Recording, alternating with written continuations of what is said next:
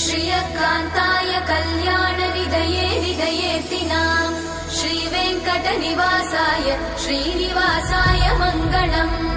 लक्ष्मी सविभ्रमालोकसुभ्रूविभ्रमचक्षुषे चक्षुषे सर्वलोकानां वेङ्कटेशाय मङ्गलम्।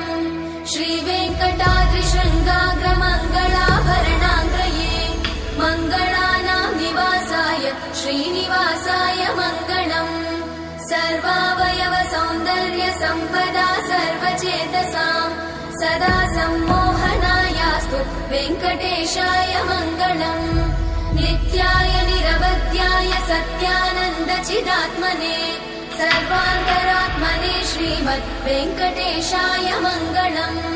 स्वतः सर्वविदे सर्वशक्तये सर्वशेषिने सुलभाय सुशीलाय वेङ्कटेशाय मङ्गलम्।